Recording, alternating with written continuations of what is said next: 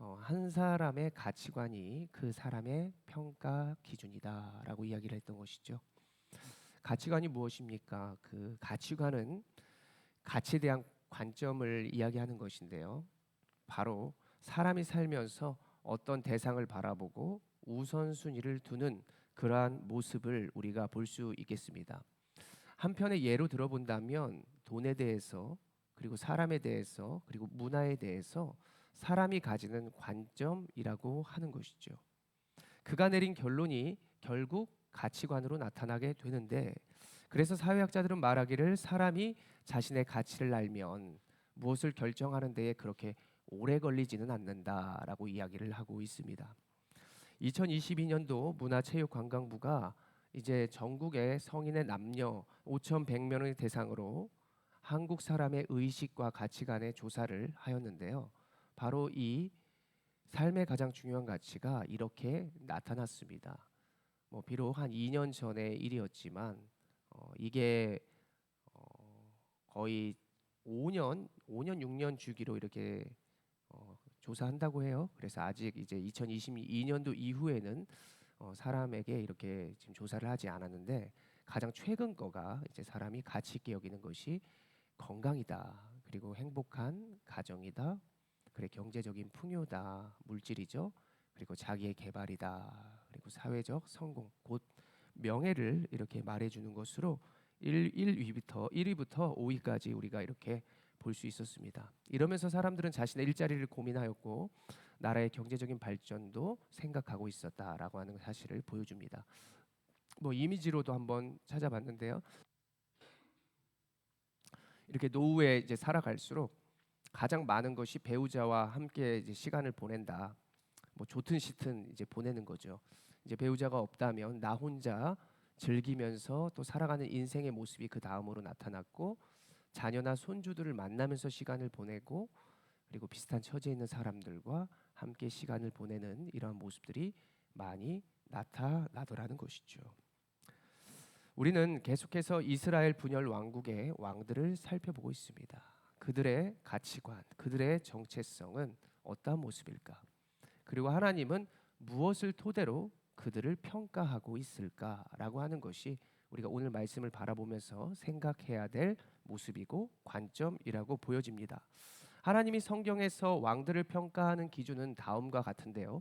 첫 번째로는 하나님 보시기에 그들이 무엇을 행동했을까라고 하는 것입니다. 그리고 두 번째로는 다윗처럼 살았는지 아니면은 다윗처럼 살지 않았는지로 왕을 선하다 악하다라고 평가를 했는데, 가장 많이 나타나는 악한 왕의 모습이 여로보암이라는 왕이고, 그리고 아합, 그리고 므낫세의 길을 쫓았다라고 하면 다 악한 왕인 거예요. 그래서 다윗 왕으로 이제 쫓아 나아갔다, 아니면 다윗의 길을 따랐다라고 하면 왕은 선한 왕으로 평가되는 것입니다. 그리고 하나님이 보시기에 악하냐 선하냐에 따라서 왕을 평가했다고 하는 것이죠. 우리가 잘 아시다시피 다윗은 하나님을 잘 예배했던 왕입니다. 하나님을 잘 찬송하였고요. 그리고 죄를 지었으면 즉각적으로 하나님 앞에 회개하였던 그러한 왕이었습니다. 그가 가장 잘했던 것이 예배입니다. 찬양입니다라고 이야기를 해볼 수 있겠습니다. 그런데 악한 왕으로의 대명사 여로보암은 어떤 자였는가? 이 역시 예배를 기준으로 볼 수 있는 것인데, 열왕기상 12장 28절의 말씀을 우리가 차분히 읽어보겠습니다. 읽겠습니다. 시작. 이에 계획하고 두 금송아지를 만들고 무리에게 말하기를 너희가 다시는 예루살렘에 올라갈 것이 없도다. 이스라엘아, 이는 너희를 애굽 땅에서 인도하여 올린 너희의 신들이라 하고, 그는 예루살렘 성전에 대항하는 우상의 산당을 만들었습니다. 그리고 베델과 단이라고 하는 사람들이 편하게 갈 수 있는 곳에 금송아지를 한 마리씩 두어서 마치 출애굽한 이스라엘 백성들이 모세가 보이지 않자 금송아지를 만들어서 예배했던 모습을 다시 재현하면서 금송아지를 두어 백성들이 우상 숭배하도록 했다라고 하는 것입니다. 그 왕이 바로 여로보암이라고 하는 왕이었죠. 결론적으로 악한 왕의 대명사 여로보암은 주변을 의식하고 그리고 두 마음을 품고 백성들에게 우상의 길로 나아가게 하는 통로 역할을 맡았다. 그래서 그가 악한 왕으로 평가되었다는 것입니다. 그 가운데 오늘 어떤 왕이 등장하고 있습니까? 오늘 본문에 우리가 10절을 살펴보면요. 제가 읽었는데요. 이번에는 여러분들의 목소리로 오늘 본문 10절을 읽어봅니다. 시작.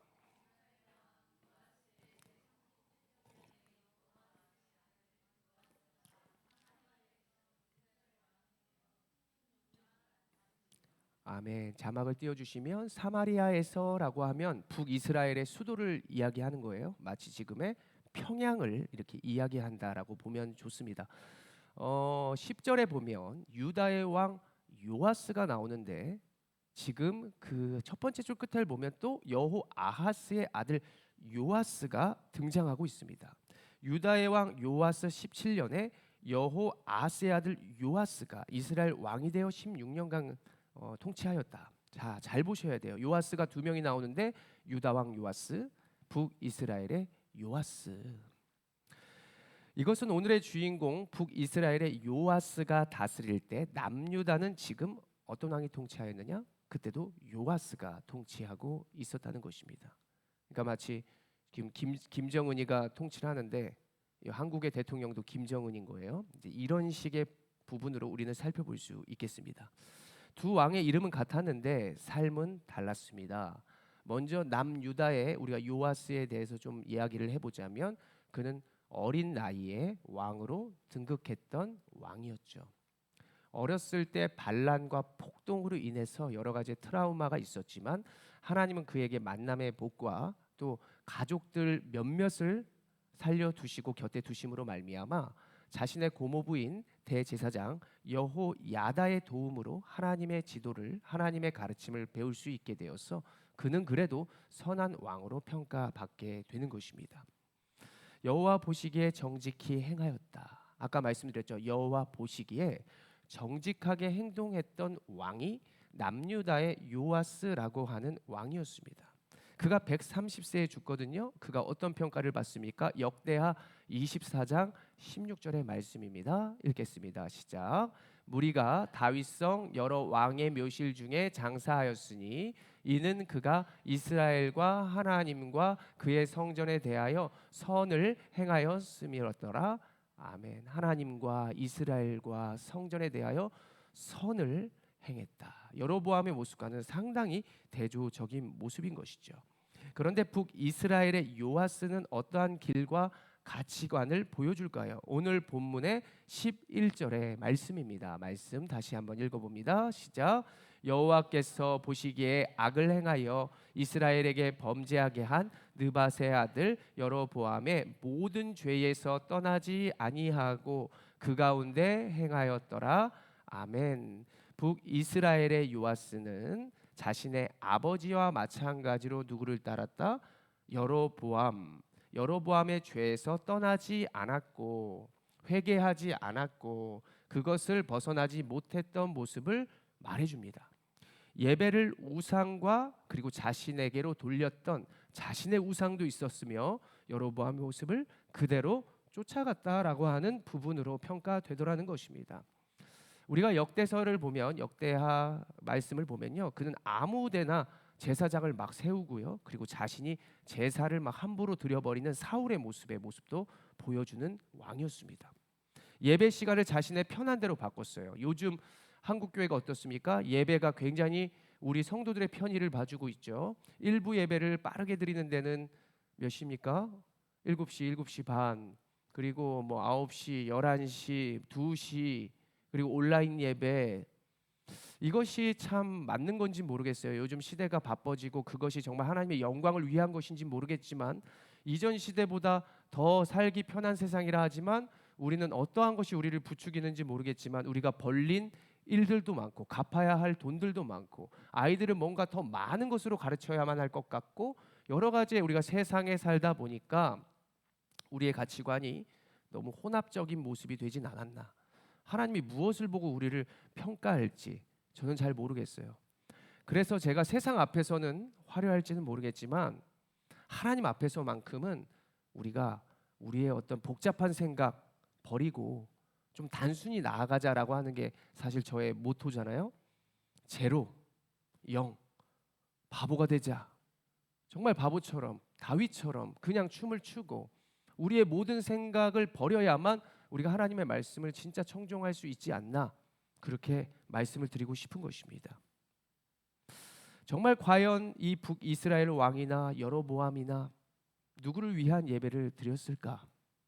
그의 가치관과 목적들이 어디에 있었을까? 우리가 이러한 질문들을 그들에게 던지며 또 내 스스로의 삶에 우리는 던져볼 수 있겠습니다. 그런 생각을 가지고 그 다음 12절을 한번 볼까요? 오늘 열왕기하 13장 12절의 말씀인데요. 같이 한번 읽어봅니다. 시작. 요아스의 남은 사적과 아마샤와 싸운 그의 적은 이스라엘 왕 역대 지략에 기록되지 아니하였느냐. 아멘. 오늘 12절의 말씀은 누구를 가리키는 지금 말씀입니까? 북이스라엘의 요아스입니다. 근데 오늘 지금 아마시아가 나오는데 아마시아는 이제 요아스와 반대되는 이제 남유다의 왕을 이야기해요. 처음에는 요아스였어요. 그러니까 북이스라엘의 요아스를 중심으로 남유다의 요아스가 있었다라고 하는 요아스가 나왔는데 지금 북이스라엘의 요아스는 그대로 두고 그 요아스와 남유다의 아마시아라고 하는 왕이 나타나는 것입니다. 지금 둘이 다퉜대요. 그것이 역대기 지략에 기록되어 있다. 왕들의 기록서에 남아 있다라고 평가해 주는 것인데 이 전쟁이 도대체 어떤 전쟁이었냐? 우상 숭배하고 여로보암의 죄를 따랐던 요아스와 지금 남유다의 아마시아는요, 그래도 하나님의 길을 떠나지 않고 선한 왕으로 평가되었던 왕이거든요. 근데 그들이 다퉜다는 것입니다. 근데 업적이라고 이야기를 하는 것이에요. 자, 역대하 25장 14절의 말씀을 한번 봅시다. 제가 아마시아는 선한 왕이라 그랬습니다. 읽겠습니다. 시작.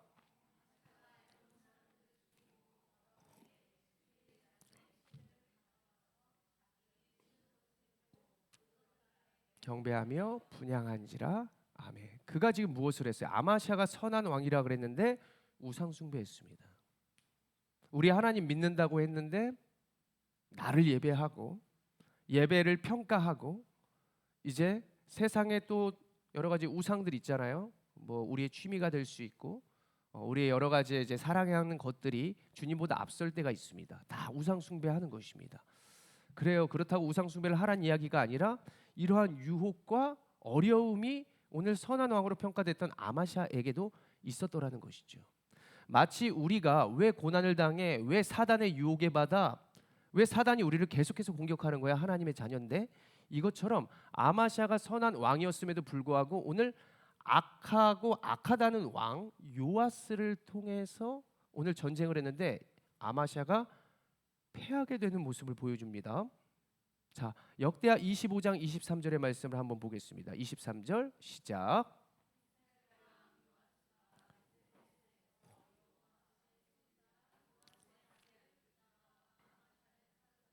예루살렘에 이르러 예루살렘 성벽을 예루살렘 문에서부터 성 모퉁이 문까지 400규빗을 헐고.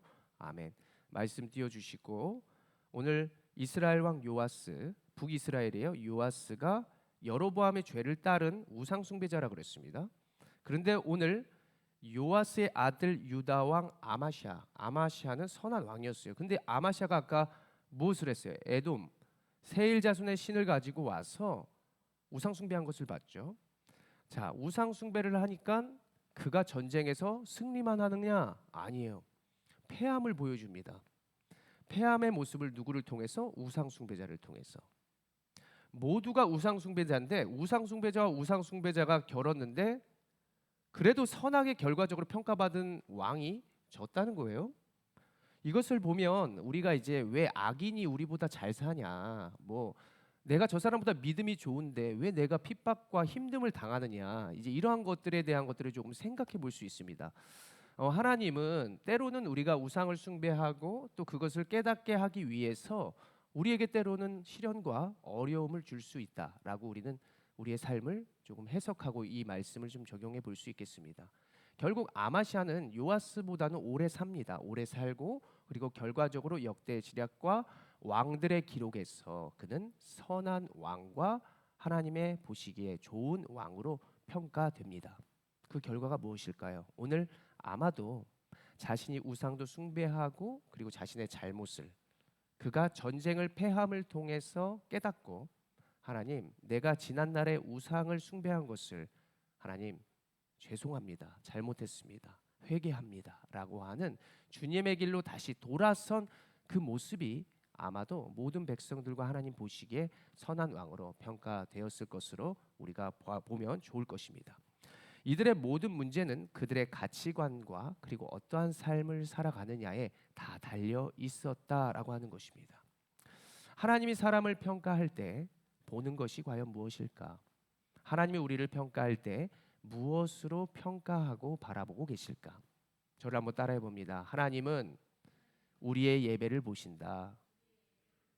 그렇습니다. 저도 지금 개인적인 어떤 고민과 그리고 제 어떤 노력이지만 제가 최대한 이제 부교역자나 지난날에 이렇게 설교했던 어떤 다른 목사님들 그리고 선배님들 이러한 모습들을 지금 계속 탈피 과정에 있습니다. 그것이 나쁘다는 게 아니라 이제 제가 마치 저의 모습처럼 저의 이제 목소리처럼 이렇게 악기를 연주해야 되는데 지난날의 여러 가지 주변의 의식들과 그리고 그런 환경들 때문에 제 스스로가 제 스스로답게 하나님을 예배하지 못한 모습들이 있었다. 설교하지 못한 그러한 형태들이 있었다라고 하는 것을 스스로 돌아보고 있습니다. 마치 이제 제가 어린 시절 중학교 때 이렇게 수련회나 이제 선배님들 누나 형들을 보면 예배 드릴 때 이렇게 막 이렇게 손 들고 찬양해요. 뭐 이렇게 찬양도 하기도 하고 뭐 이제 이렇게 하기도 하고 근데 이런 모습들이 뭔가 이제 예배하는 것 같았다는 거죠. 그리고 뭔가 수련회 때 눈물을 흘리고 큰 소리를 내서 막 박수 치면서 통곡하고 이렇게 해야만 뭔가 뜨거운 사람, 뭐 열정적인 사람, 성령의 사람 이런 것처럼 이생에게 의식 중에 그것이 들어오게 되는 것이죠. 그래서 그러한 것들을 내가 우선순위를 정하고 평가하는 데 있어서 찬양할 때 이렇게 손 들고 찬양해야 신앙이 좋은 거 아니겠어? 그렇게 해서 뭔가 내 스스로에게도 나와 어울리지 않는 그리고 내 스스로에게 떳떳하지 않는 행위와 모습을 통해서 하나님을 예배했던 모습들이 있었습니다. 지금은 이렇게 뭐 손들고 꼭 찬양한다 하고 큰 목소리로 하고 방언한다고 해서 신앙이 좋다 이렇게 절대 평가하지 않죠. 지금도 역시 마찬가지입니다. 뭐 설교를 할 때 넥타이를 하고 넥타이를 풀고 재미있는 얘기를 하고 좋은 책을 이렇게 뭔가 소개도 하고 영어를 섞어 말하고 히브리어 헬라어를 말하고 뭐 여러 가지 있는 것에 있어서 내 과시와 뭔가 내가 앞서고 여러 가지 화려한 어떤 예배의 통로 역할을 하는 것이 아니라 가장 평범하고 낮아지고 그리고 가장 쉽고 그리고 누구나 친근하게 하나님을 만날 수 있는 운전을 내가 어떻게 할 수 있을까? 내가 어떤 말을 해야 성도들이 이 설교의 말씀을 잘 귀로 새길 수 있을까? 이런 생각을 하면서 저다운 이런 어떤 목회자, 저다운 설교자 이런 모습으로 살아가고 있더라는 것이죠. 자, 하나님이 여러분들을 평가할 때 어떠한 것을 원하실까요? 집에 100만 원밖에 없는데 99만 원을 가져와서 헌금하는 것? 절대 원치 않죠. 내 마음 가운데 내가 자원하는 심령과 내 있는 모습 그대로 가장 정성스럽게 드리는 내 몸과 마음 그리고 내가 가지고 있는 것 중에 가장 기쁘고 즐겁게 헌신할 수 있는 그 분량 그런 것들을 하나님이 원하시고 그리고 평가하실 것이라고 여겨집니다. 오늘 보는 것이 무엇일까? 하나님이 보는 것이 무엇일까? 나는 무엇을 예배하고 있을까? 이 결론적인 부분의 핵심은 결국 우리가 누구의 길을 따라 살아가느냐에 달려 있습니다. 예수님이 이 땅에 오셔서 제자들을 부르시고 회개를 시켜주시며 돌아서게 하시면서 가르쳤던 핵심이 십자가를 통한 삶의 원리와 방식이었습니다. 십자가의 핵심은 이것이죠. 내가 죽어야 남이 살게 되고 희생이 있어야 남을 구원할 수 있다. 사랑을 깨닫게 할 수 있다라고 하는 것이 십자가 사랑의 원리입니다. 그런데 베드로가 예수님에게 무엇이라 하느냐? 내가 죽어야 돼. 내가 이제 희생해야 돼. 너희들은 나와 십자가까지 함께 해야 돼라고 하니까 베드로가 그때 뭐라 그러냐면은 예수님 그러는 법이 어디 있어요. 정치적인 해방도 해 주셔야 되고 우리도 잘 먹고 조금 뭔가 부와 명예가 좀 있어야 되지 않나요라고 마음에 품었습니다. 그러니까 예수님이 무엇이라고 말하냐? 마태복음 16장 23절의 말씀입니다. 16장 23절 읽겠습니다. 시작.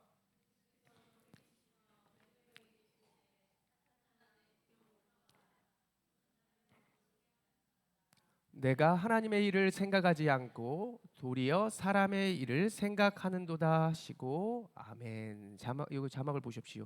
하나님의 일을 생각하지 않고 사람의 일을 생각하는도다. 아직까지도 세속적인 그러한 가치관과 십자가가 아닌 바벨의 그러한 사고 방식이 가치관이 그들에게 있었음을 예수님은 꼬집는 것이죠.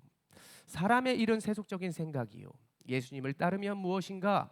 세상에서 내가 행복하고 뭔가 부와 명예가 있을 것만 같고 나에게 영광이 있을 것만 같은 그러한 생각을 말해 주는 것입니다. 이전에 제가 청년 시절에 찬양 인도자 중에 굉장히 유명한 분을 한번 모신 적이 있어요.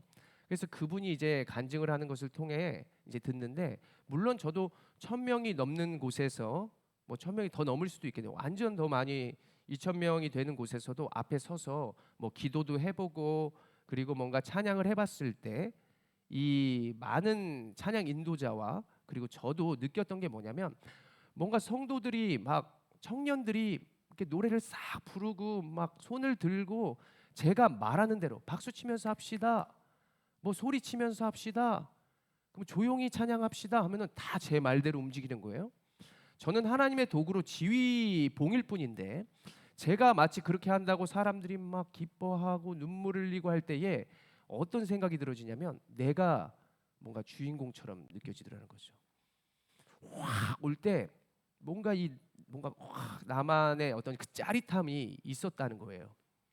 그런데 이제 이게 작은 예배 처소나 혼자 예배를 드릴 때 어떻게 오냐면 되게 시시하게 느껴지고 어떤 큰 자극을 받고 내 몸에 어떤 뭐가 막 뿜어져 나오는 어떤 이런 거를 경험했던 사람이 이제 뭔가 밋밋한 예배나 뭐 조용한 예배나 뭐 그냥 목소리로만 드리는 찬양이나 이런 것들을 할 때 뭔가 시덥지 않은 것 같은 그런 느낌을 받는다는 것이죠. 이게 우리가 정말 어떠한 생각으로 하나님을 예배하고 내가 어떠한 마음으로 주님 앞에 서느냐, 주님의 도구로 사용되느냐라고 하는 것을 질문하고 싶은 것입니다. 예수님이 우리와 제자들에게 말합니다. 마태복음 16장 24절의 말씀인데요. 같이 읽어봅니다. 제자들과 우리에게 말씀하십니다. 시작.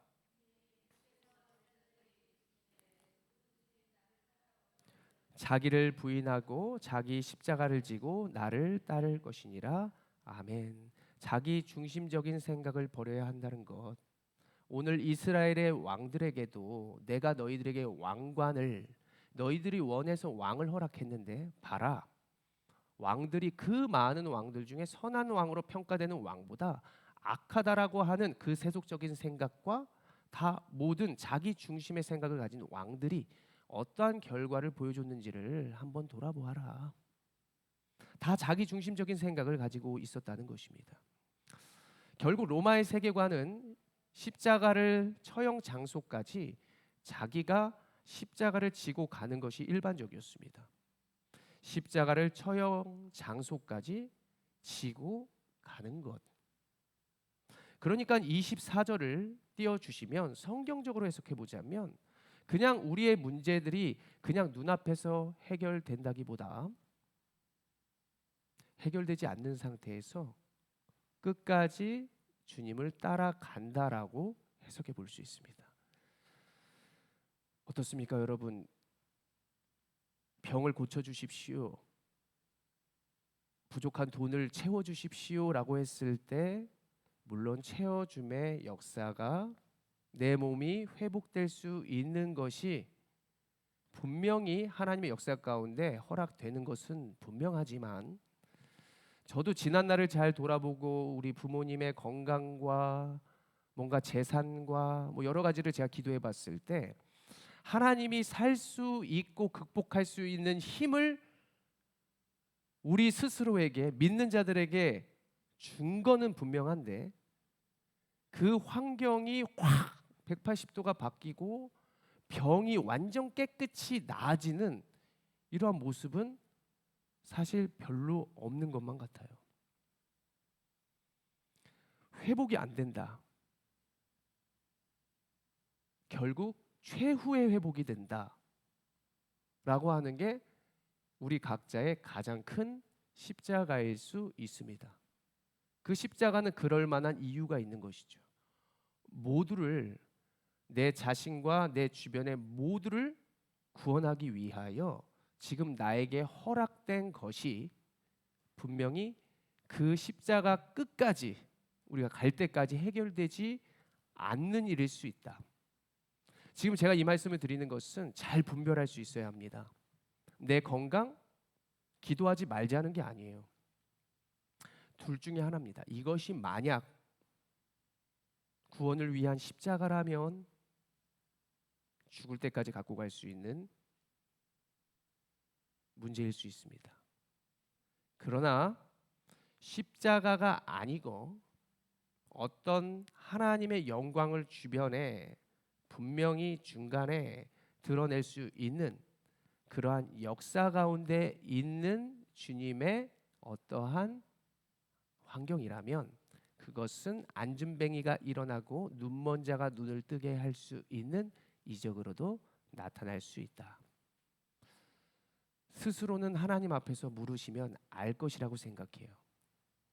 저는 제 스스로에 있어서도 어떤 저의 부족함, 연약함 이런 부분에서 십자가로 가진 것이 분명히 해결된다면 제가 주님을 도리어 부인하고 중간에 제자들처럼 떠날 수 있겠구나라고 생각하는 것이 많이 있습니다. 거기서 첫 번째가 뭐냐면 재정이에요. 제가 돈이 많아진다. 그러면 허튼 생각을 할 수 있습니다. 이거는 십자가입니다. 100% 저도 하나님 앞에 기도했지만 부하게 마시고 가난하게 마시게 하십시오. 중간만 하게 하십시오. 이렇게 기도하면서 이제 주의 길을 따라갔는데 여러분들 잘 생각하시면 무엇이 여러분들의 십자가가 되어 끝까지 기도하며 사투를 벌리며 내가 주님을 떠나지 않게 하는 어떠한 십자가가 있을 수 있고 내가 기도하면서 하나님의 살아계심을 증거하게 할 수 있는 순간순간의 어려움들이 모두에게 있을 수 있다.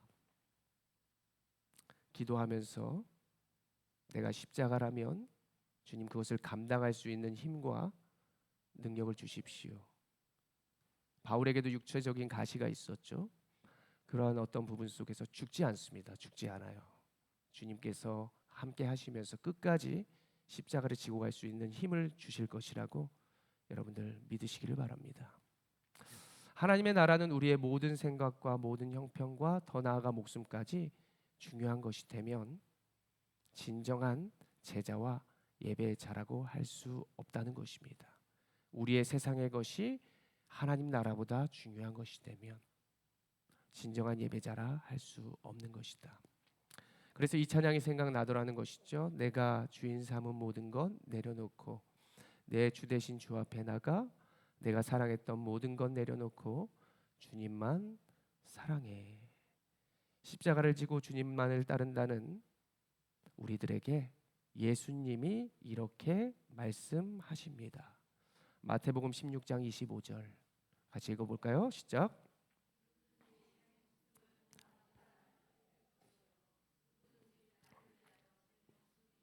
찾으리라. 아멘. 26절 제가 읽어드립니다. 사람이 만일 온 천하를 얻고도 제 목숨을 잃으면 무엇이 유익하리요? 사람이 무엇을 주고 제 목숨과 바꾸겠느냐? 27절 함께 읽습니다. 시작.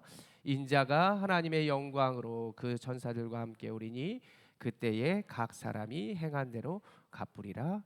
아멘. 무엇이 여러분들의 가치관이셨습니까?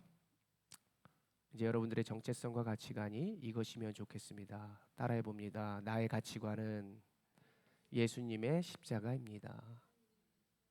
그렇습니다. 항상 이제 얘기하는 게 있어요. 가족들에게도 감정으로 승질내지 말자.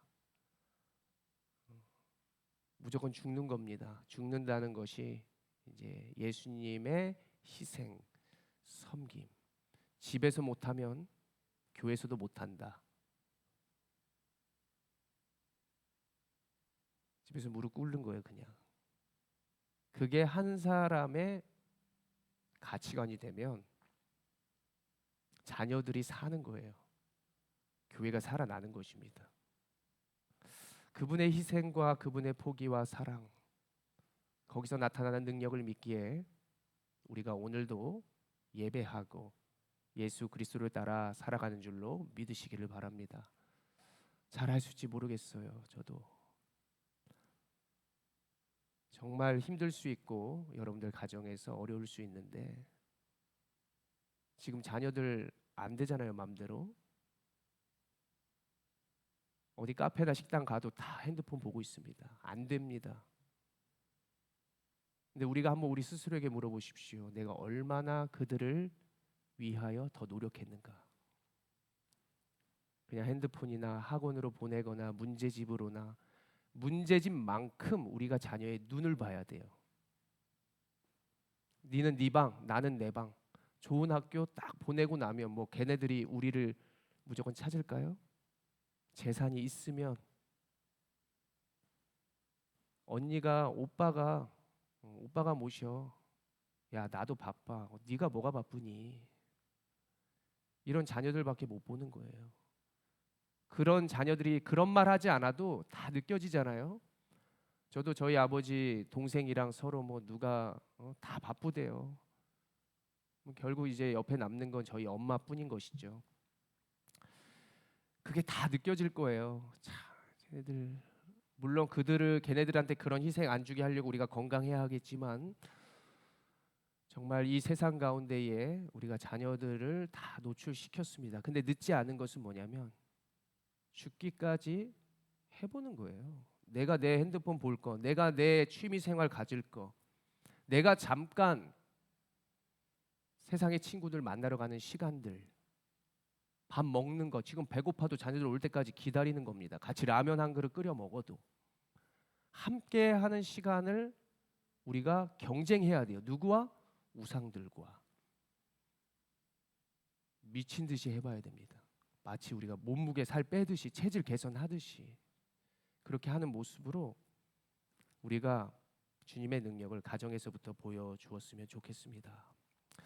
여호와 보시기에 정직하게 행하는 자, 다윗의 예배를 따르는 자, 그리고 가정에서 주변에서 내 스스로를 먼저 예수 그리스도처럼 희생시키며 진정한 부흥과 하나님의 능력을 경험하게 될 수 있는 여러분들 모든 인생 되시기를 간절히 소원합니다.